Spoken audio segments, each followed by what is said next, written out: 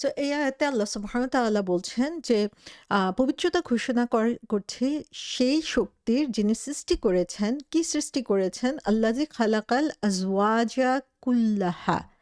যে সমস্ত কিছু যা আল্লাহ সুবহানাহু ওয়া তাআলা পেয়ার হিসাবে, জোড়া হিসাবে সৃষ্টি করেছেন।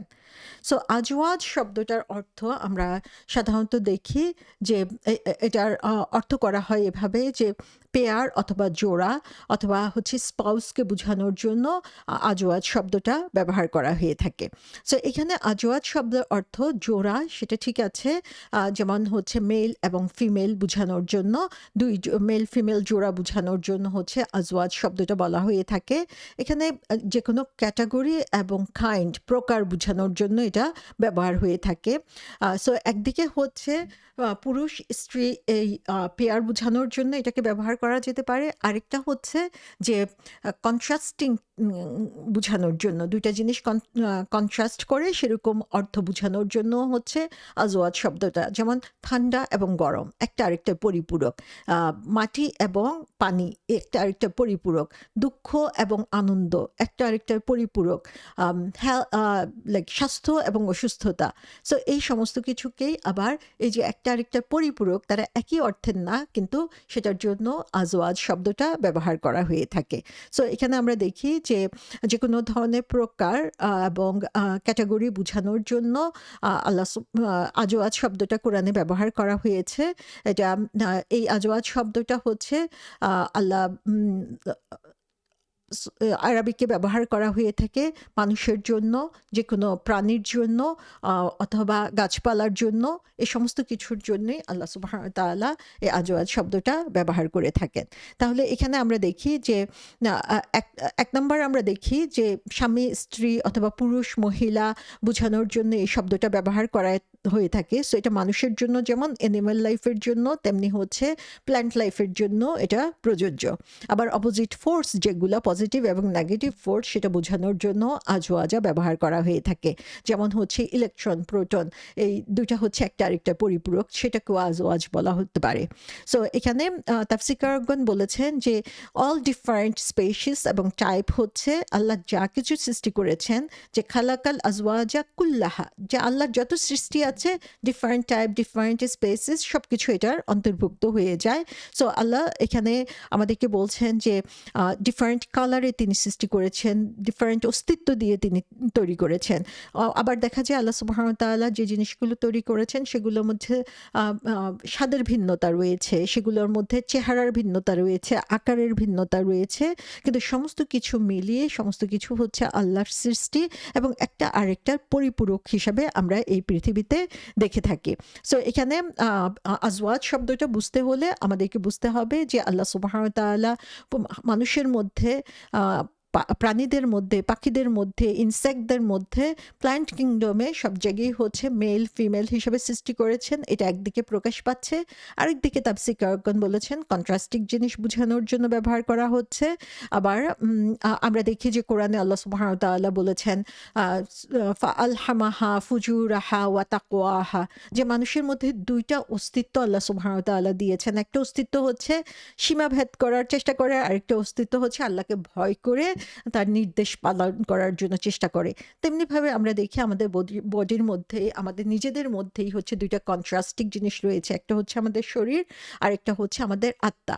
আবার এই দৃষ্টিতে আমরা যদি চিন্তা করি, এই যে দুনিয়াতে আমরা আছি, সেই দুনিয়াটা হচ্ছে একটা সাইড, এবং এটার কন্ট্রাস্টিং সাইড কি? এটা কন্ট্রাস্টিং সাইড হচ্ছে আখিরা। সো এই পৃথিবীতে যা কিছু রয়েছে সবকিছু যেমন একটা আরেকটার জোড়া হিসেবে আল্লাহ সুবহানাহু ওয়া তাআলা তৈরি করেছেন, এবং এভাবেই তিনি সমস্ত কিছু আমাদের সামনে নিয়ে এসেছেন।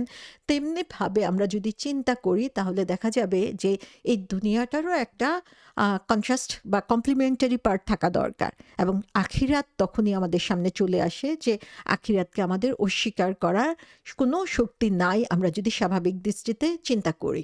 এবং এখান থেকেও আমরা দেখি যে প্রত্যেকটা জিনিসেরই আল্লাহ কমপ্লিমেন্টারি কিছু না কিছু সৃষ্টি করেছেন।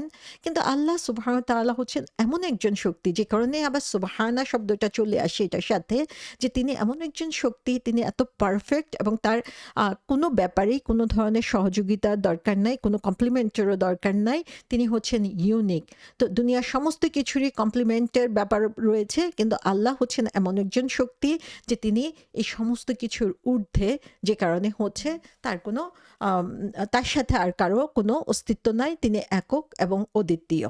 এটাই আমরা দেখি, যেমন সূরা জারিয়াতে বলা হয়েছে, ওয়ামিন কুল্লি শাইইন খালাকনা যাওজাইনি লাআল্লাকুম তাযকুরুন, যে আমি প্রত্যেক বস্তু জোড়ায় জোড়ায় সৃষ্টি করেছি যাতে তোমরা হৃদয়ঙ্গম করো, যে পারহ্যাপস ইউ উইল রিমেম্বার, যে এই যে চোখের সামনে আমরা প্রতিদিন, প্রতিনিয়ত, প্রতি মুহূর্তে এই জিনিসগুলো দেখছি, আমরা কখনো কি এটা নিয়ে রিফ্লেক্ট করি? কখনো কি এটা নিয়ে চিন্তা করি? আল্লাহ আমাদেরকে এই চিন্তা করার আহ্বান এখানে জানাচ্ছেন। এই যে তোমরা দেখছো প্রতিটা জিনিসকেই হচ্ছে জোড়ায় আজওয়াজা কুল্লাহা, সমস্ত কিছু আল্লাহ সুবহানাহু ওয়া তাআলা এরকম কমপ্লিমেন্টারি করে সৃষ্টি করেছেন। কি জিনিস? আল্লাহ বলছেন যে মিম্মা তুমবিতুল আরদ, যে যা কিছু তোমরা এই পৃথিবীর বুকে পাও। সো এই পৃথিবীতে মাটি থেকে যা কিছু তৈরি হচ্ছে সমস্ত কিছু এরকম কমপ্লিমেন্টারি, সমস্ত কিছুই হচ্ছে জোড়ায় জোড়ায় আল্লাহ সুবহানাহু ওয়া তাআলা তৈরি করেছেন। তারপরে তিনি বলছেন ওয়ামিন আনফুসিহিম, এবং তোমাদের নিজেদের মধ্যে, যে তাদের নিজেদের মধ্যে অর্থাৎ মানুষ, হিউম্যান কাইন্ড, সেখানেও আমরা দেখি যে ডিফারেন্ট টাইপ আল্লাহ সুবহানাহু ওয়া তাআলা তৈরি করেছেন, মেল ফিমেল তৈরি করেছেন। এবং অন্য সমস্ত কিছুর মতোই এখানেও আমরা জোড়ার অস্তিত্ব দেখতে পাই। ওয়া মিম্মা লা ইয়ালামুন, এবং যা তোমরা জানো না সেখান থেকেও। তো এখানে আমরা দেখি যে আমরা আসলে কতটুকু জানি। আমাদের জ্ঞানের স্বল্পতা এখানে প্রকাশ পায়, যে আল্লাহ সুবহানাহু ওয়া তাআলা পরে আর ক্যাটাগরি না বাড়িয়ে বলছেন যে এবং তোমরা যে জানো না, তোমরা যে জানো সেটা তো তোমাদের চোখের সামনেই আছে, কিন্তু যা তোমাদের অজানা, যা এখনো আবিষ্কৃত হয়নি। আমরা জানি যে সমুদ্রের গভীরে কি আছে, এখন পর্যন্ত আমরা নতুন নতুন জিনিস আবিষ্কার করতে দেখি। মহাকাশে কি আছে, নতুন নতুন জিনিস আমরা এখনো আবিষ্কার করতে দেখি। আল্লাহ সুবহানাহু ওয়া তাআলা বলছেন তিনি একা, তিনি হচ্ছেন পারফেক্ট, যিনি হচ্ছেন এই মাটি, এই সমুদ্র, এই আকাশ, এই পৃথিবী, পৃথিবীর বাইরে যা কিছু রয়েছে সমস্ত কিছুকে শুধু তিনি তৈরি করেন নাই, বরং এই সমস্ত কিছুর মধ্যেই তিনি different shape, colour, test, type বানিয়ে দিয়েছেন মানুষের উপকারের জন্য। সো কেন তোমরা তার সাথে কোনো পার্টনার অ্যাসোসিয়েট করবে? কেন তোমরা তার সাথে শরিক নিবে? তিনি একা এগুলো করেছেন, আর কারো এগুলো করার কোনো ক্ষমতা নেই। যেমন আগের আয়াতে আল্লাহ সুবহানাহু ওয়া তাআলা আমাদের সামনে এভিডেন্স তুলে ধরেছেন, আমাদের সামনে প্রমাণ নিয়ে এসেছেন আল্লাহর যে একক হিসাবে তার যে অ্যাবসলিউট পাওয়ার রয়েছে, যে শুকনো মাটিকে কিভাবে তিনি আবার জীবন দান করেন। সো এটা তার জন্য কোনো কঠিন বিষয় না। তো সমস্ত প্রশংসা, সমস্ত পারফেকশন, সমস্ত সম্মান হচ্ছে তার জন্য, এবং তিনি সমস্ত ডিফেক্ট, ডেফিসিয়েন্সি থেকে pure and free. So be careful, যে তোমরা যখন আল্লাহর সাথে অন্য কাউকে অ্যাসোসিয়েট করো সেই ব্যাপারে তোমরা সাবধান হও, যে তোমরা যদি তার সৃষ্টি সম্পর্কে জানতে, সৃষ্টি সম্পর্কে গবেষণা করতে, তাহলে কখনোই তোমরা হচ্ছে এই জিনিসটাকে ওভারলুক করতে না। এখানে আমরা দেখি যে আল্লাহ সুবহানাহু ওয়া তাআলা এই কয়েকটা আয়াতে আমাদেরকে তাওহীদের একটা মূল বিষয় শিখাচ্ছেন। আমরা যখন তাওহীদের কথা বলি তখন আমরা বলি যে তাওহীদের ৩টা পার্ট রয়েছে, রুবুবিয়া, হিয়া এবং আসমাউল হুসনা। সো আমরা আসলে এগুলো হচ্ছে মোর একাডেমিক থিওরিটিক্যাল জিনিস। আমরা যদি চিন্তা করি যে তাওহীদ বলতে কি বোঝায়, ফার্স্ট অফ অল আমাদেরকে বুঝতে হবে যে আল্লাহর গ্রেটনেস, আল্লাহর শক্তি, এবং সেটাকে অ্যাপ্রিসিয়েট করতে হবে। এই আয়াতগুলোতে আমরা কি দেখছি? প্রতিটা উদাহরণ আল্লাহ সুবহানাহু ওয়া তাআলা আমাদের সামনে তুলে ধরছেন, এবং আমাদেরকে, আমাদের মনে যাতে জিজ্ঞাসা তৈরি হয়, আমাদের ব্রেইনে যাতে আলোড়ন সৃষ্টি হয়, যে তোমরা একটু চিন্তা করো, এগুলো তোমাদের জন্য আয়া, এগুলো তোমাদের জন্য নিদর্শন, এগুলো তোমাদের জন্য চিন্তার খোরাক।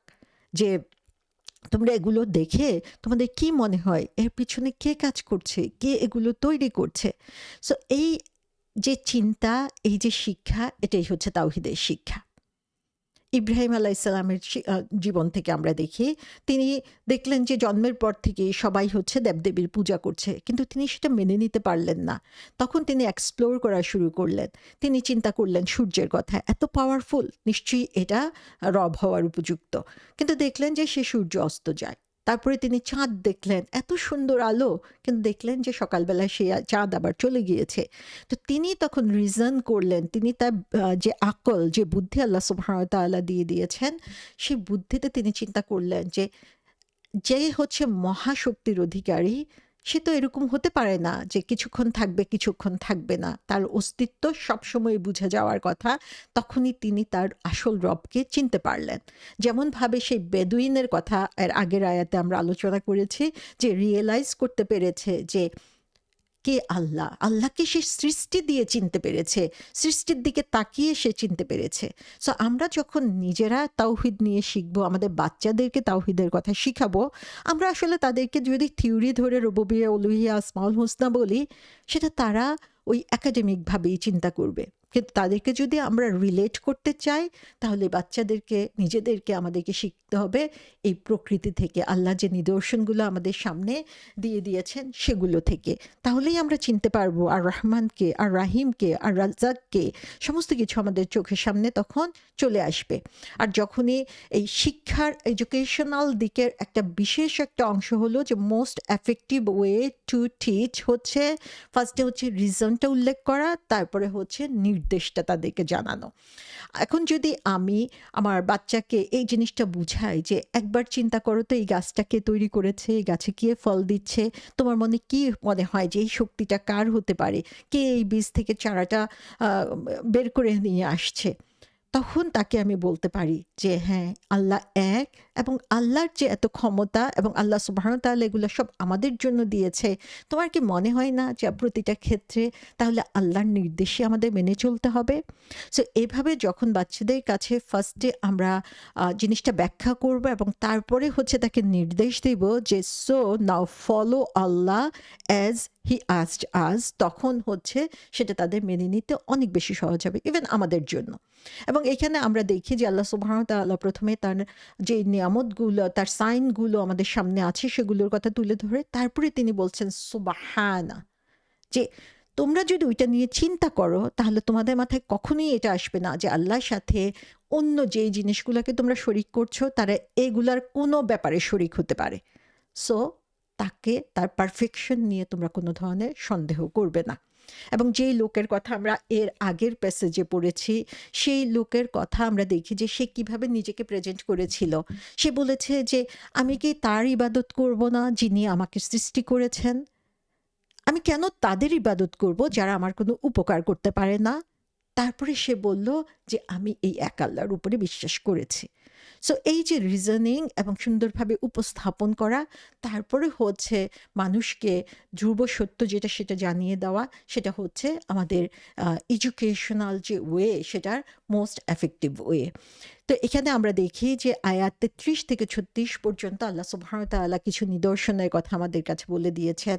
মৃত মাটি, সেখান থেকে ফসল উৎপাদন, তারপরে সেখান থেকে গাছ এবং ফল ফলাদি উৎপাদন, তারপরে হচ্ছে মানুষ সেই জিনিসগুলো দিয়ে আবার নিজেরা যে জিনিসগুলো বানাচ্ছে সেগুলোর কথা, এবং সমস্ত কিছু আল্লাহ সুবহানাহু ওয়া তাআলা যে পেয়ারে সৃষ্টি করেছেন। এই প্রত্যেকটা জিনিসের প্রতি আমরা যদি তাকাই, তাহলে আমাদের মনে কখনোই আল্লাহ সম্পর্কে ভুল ধারণা সৃষ্টি হবে না। আল্লাহর শক্তি সম্পর্কে আমরা সঠিক ধারণা পাবো, এবং আমরা আল্লাহর পারফেকশন খোলা মনে ঘোষণা করতে পারবো, সুবহানাল্লাহ।